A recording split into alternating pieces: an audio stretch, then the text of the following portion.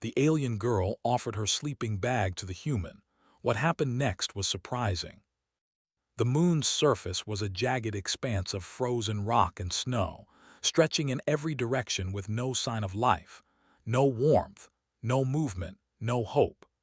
Ethan had landed here as part of a routine survey mission for the Interstellar Research Federation. Routine, he now thought bitterly, was a word for people who had never faced the raw emptiness of space. He had not anticipated the shuttle's engine malfunction. It had been a minor issue at first, a strange vibration in the controls, easily dismissed as a glitch. But when he tried to restart it, the thrusters had sputtered and died, leaving him stranded. Alone. Ethan's fingers ached, even inside thick gloves. Every breath he drew came out in a visible puff, and he realized his oxygen supply was slowly dropping. The temperature had fallen far below safe limits, and the emergency shelter he had managed to deploy offered little protection.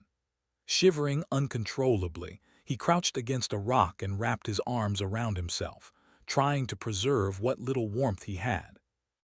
"Come on, Ward," he muttered to himself. "You survived worse than this." But even as he said it, he knew the isolation was more dangerous than the cold. Out here, help would not come, not today, not tomorrow, not ever, maybe. Then he saw her. At first he thought it was a mirage. A flicker of light moving over the icy ridge in the distance. It was too small to be a shuttle, too bright to be a reflection. And then she stepped closer, slightly taller than a child, but her shape was clearly humanoid. Her skin shimmered faintly, almost like the auroras he had seen on distant gas giants. Pale blue with a faint glow that pulsed softly with each movement. Ethan froze. His mind raced. Stories of alien encounters were full of horror, abductions, experiments, hostile intelligence.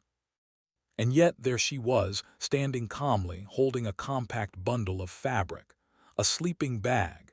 Ethan's instincts screamed at him to retreat, to hide behind the rocks, but every nerve in his body also screamed that he had nowhere to go.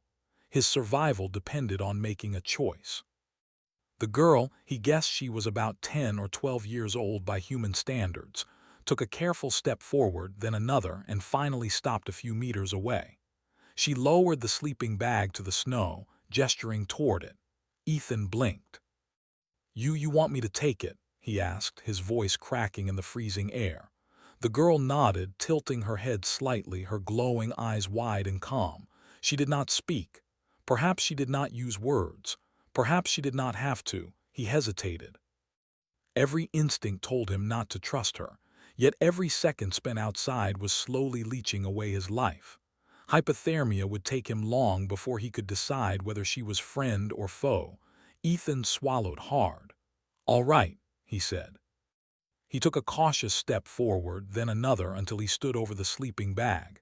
He slid inside and felt the warmth hit him immediately. Not just warmth, but comfort. It was like sinking into the perfect temperature. His hands stopped shaking, his breath slowed. He could feel the bag adjusting to him, almost as if it knew exactly how to preserve his body heat. He looked at her. This is incredible. What is it made of?" The girl simply smiled faintly and turned away, settling a few steps back in the snow. She did not seem concerned about the cold at all. Ethan marveled at her. She was small, fragile-looking, yet somehow radiated an aura of confidence. Her glowing skin was mesmerizing, a soft light that made the icy world feel less empty, less hostile. He realized he had been so focused on survival that he hadn't noticed the beauty of this place. Hours passed, or maybe minutes. Time seemed meaningless in the storm.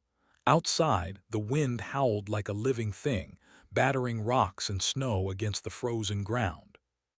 Inside the sleeping bag, Ethan felt safe, warm, alive. Eventually, he dared to peek out. The girl was still there, standing quietly, watching him. Her gaze was not threatening. It was curious, patient, almost protective. "Who are you?" Ethan whispered, though he knew she might not understand. She tilted her head again and reached out a hand. A small, glowing object hovered above her palm, a device of some kind. Ethan didn't recognize the technology, but instinct told him it was not dangerous. The device pulsed lightly as if syncing with his heartbeat. He realized with a start that the sleeping bag was more than just insulation. It was alive, or at least semi-living. Somehow, it was aware of him. It had monitored his body temperature, his stress, even his exhaustion. It adapted to him, protected him, almost like it had a mind of its own. The thought was astonishing. He had read about adaptive materials and bioengineering in research journals, but nothing like this had ever been tested on humans. And yet here it was, functioning perfectly, saving his life in the middle of a frozen wasteland on an alien moon. The girl crouched a little, observing his reactions. Ethan felt no fear this time, only wonder. This was not a hostile encounter. This was care, protection. "Thank you," he said softly, his voice shaking from a mixture of cold and emotion. "I don't know why you're helping me, but thank you." The girl nodded once. Then she did something that made Ethan blink in surprise. She backed away a few steps, then vanished into the swirling snowstorm as suddenly as she had appeared. Alone again, Ethan lay in the sleeping bag, staring up at the dimly glowing sky. For the first time since the shuttle failed, he felt hope.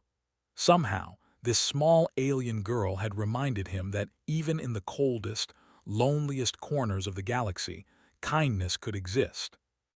And that maybe, just maybe, humans were not as alone in the universe as he had always believed. Hours passed. The blizzard raged on.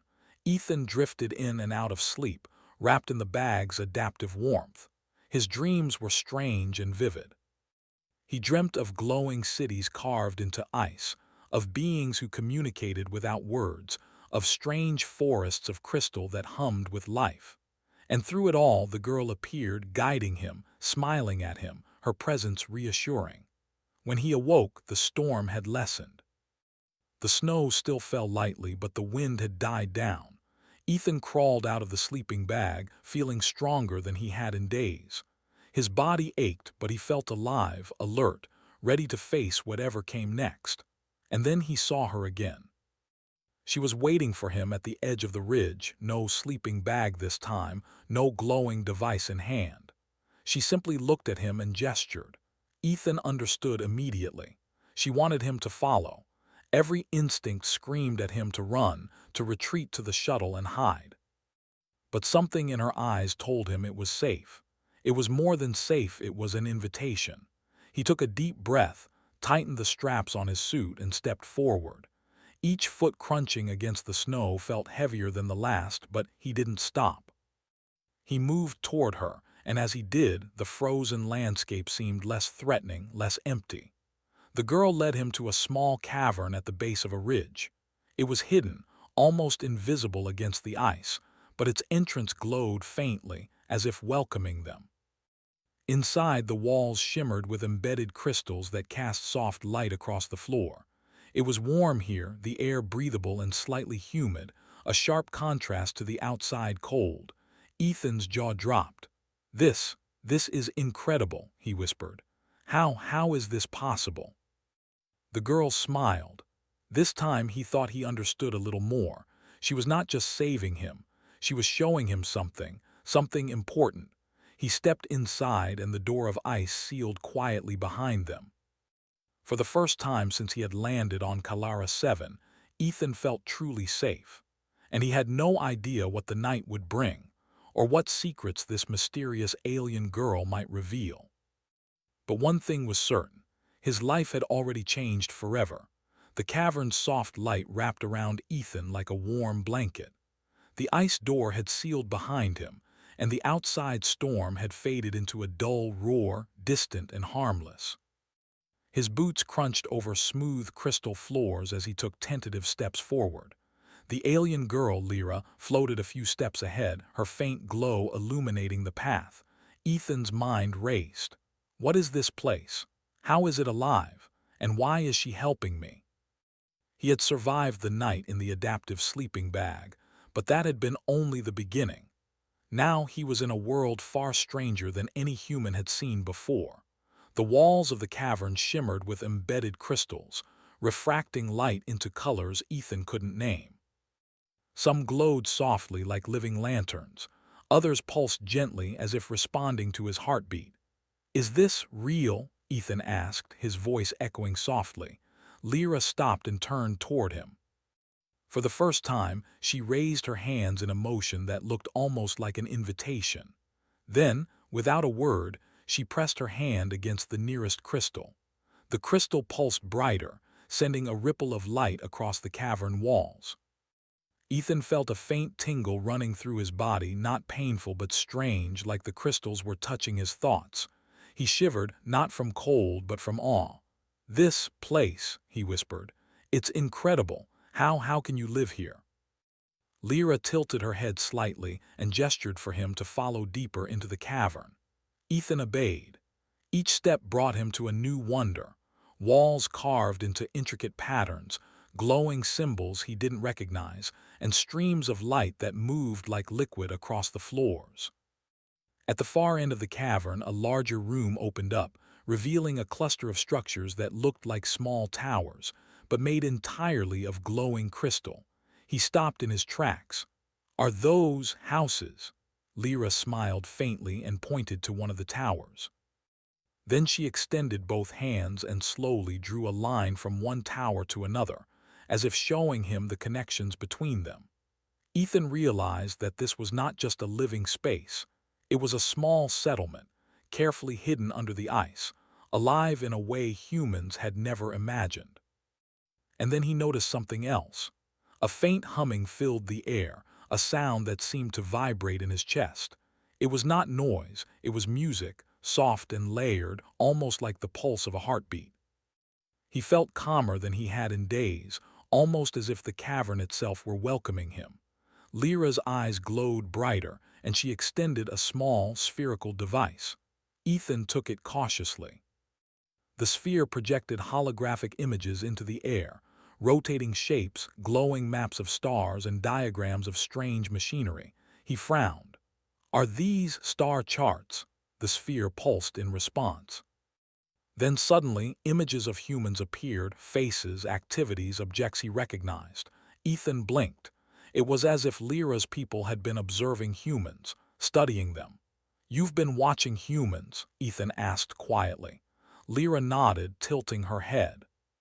Then, to his surprise, she reached out her hand, and a wave of warmth and light flowed into his mind. He staggered back slightly, overwhelmed.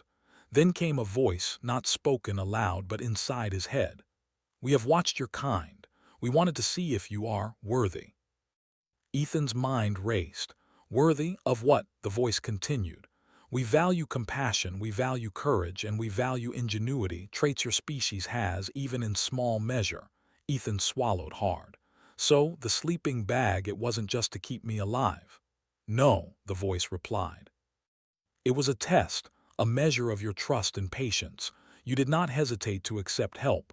You survived. You adapted. You are promising." He felt a mix of pride and disbelief. Humans were often underestimated in the galaxy. They were clever, adaptable, emotional, unpredictable, traits that many advanced species considered weaknesses. Yet here was proof that humanity could survive in ways even sophisticated aliens could not predict. Lyra turned and gestured toward a narrow passage leading further into the cavern. Ethan hesitated. What is that?" he asked. "A place of learning," the voice said. "A place where bonds are tested. If you are willing, you may see more of our world and your role in it." Ethan's curiosity overpowered his fear. "I want to see," he said. The passage opened into a vast chamber, taller than anything Ethan had imagined. Crystalline structures spiraled upward like towers of glass, their surfaces shimmering with colored light. At the center of the chamber stood a circle of strange objects, floating, rotating devices that emitted soft hums. Ethan noticed symbols etched into the floor that resembled constellations, but arranged in ways unfamiliar to him. This is incredible," Ethan whispered. "It's like a library or a laboratory or a temple." Lyra simply smiled and gestured for him to step into the circle. As he did, he felt a strange sensation, like the room was aware of him. His thoughts seemed to echo in the air, and the floating devices responded, shifting and glowing in response to his emotions. A challenge appeared before him. The devices began to form a pattern, a puzzle of sorts. Symbols lit up in sequence, then faded. Ethan realized he had to replicate the pattern, but not with exact precision. The pattern responded to logic, creativity, and intuition. He hesitated. The aliens clearly valued intelligence and thought, but he noticed something different. The puzzle didn't just test intellect, it tested empathy. Certain sequences required him to anticipate how the devices might feel or respond. Ethan closed his eyes and let his instincts guide him. He remembered how the sleeping bag had adjusted to him, how it had understood him. Using the same principle, he considered the device's movements, their light patterns, their rhythms. Slowly, he traced the correct sequence, his hands moving in tandem with his thoughts. The devices pulsed in approval. The circle glowed brighter and a wave of warmth spread through the chamber. Ethan felt exhilarated. He had succeeded.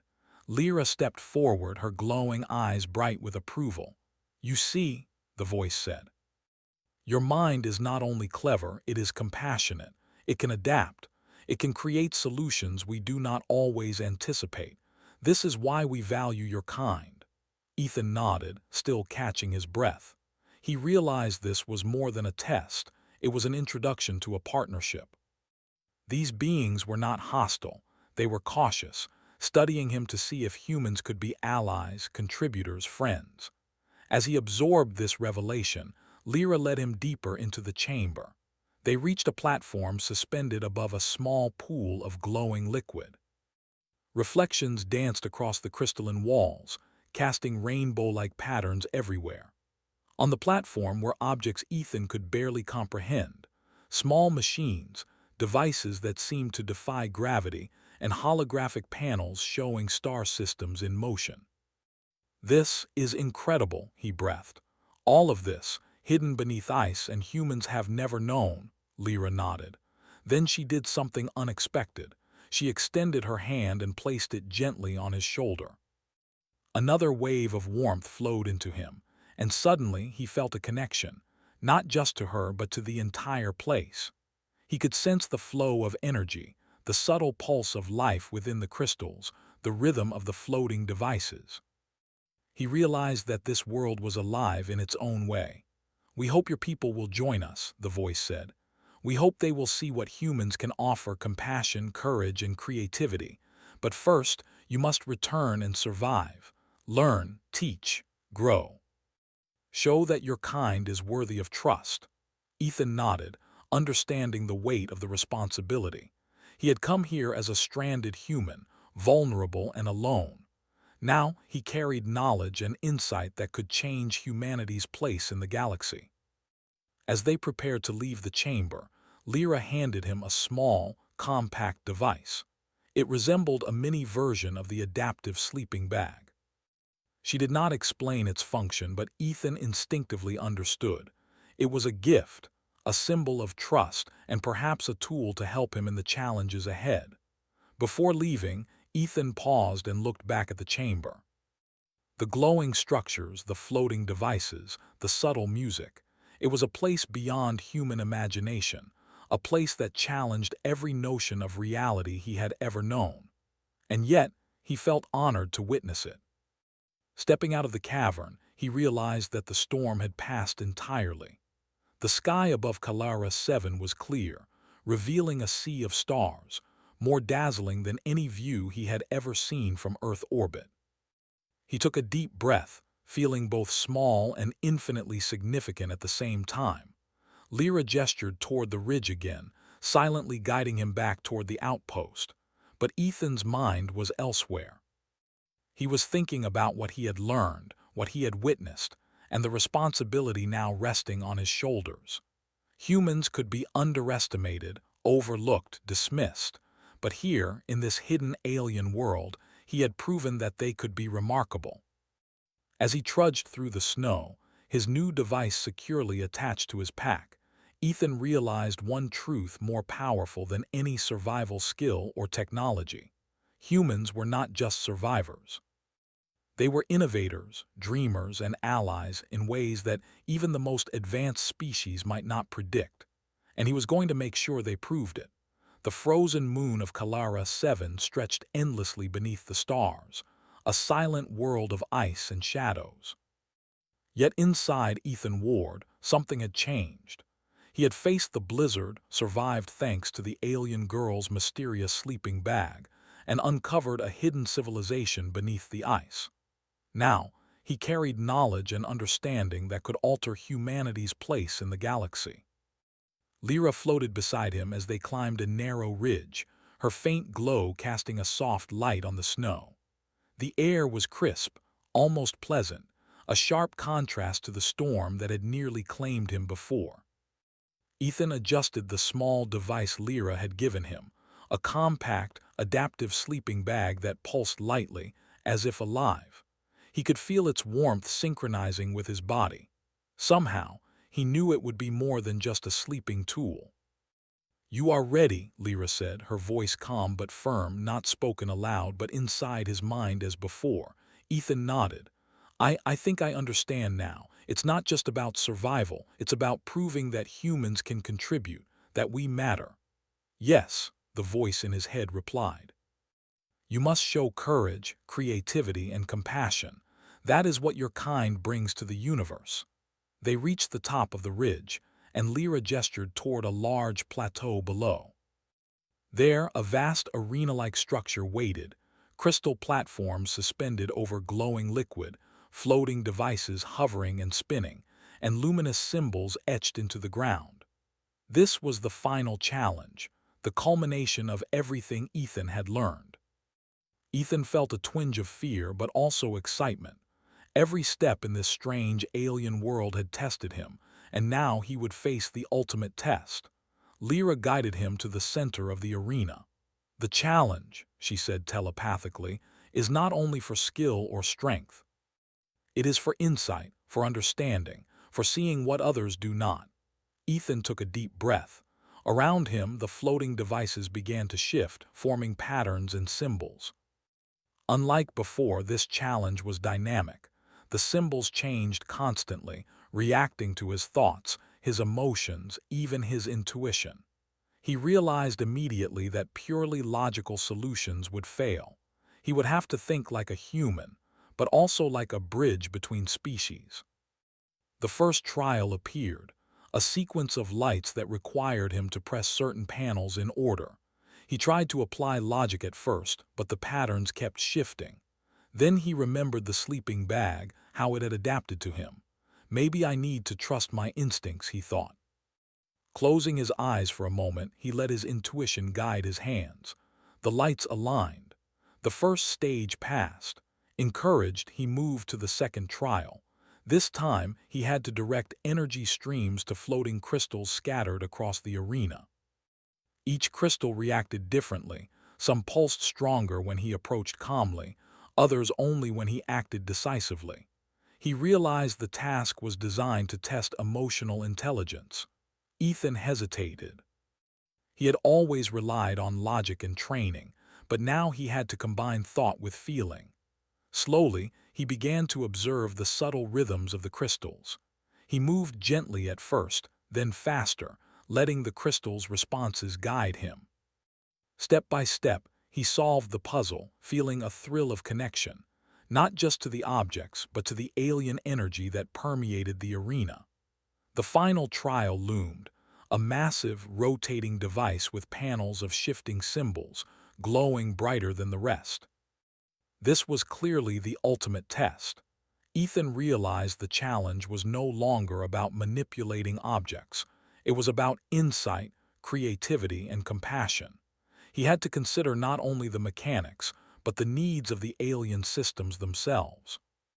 He recalled Lyra's gaze from the cavern, the quiet patience, the trust she had placed in him. Then he remembered the sleeping bag, how it had adapted to his body, protected him, understood him. This is the same principle, he thought.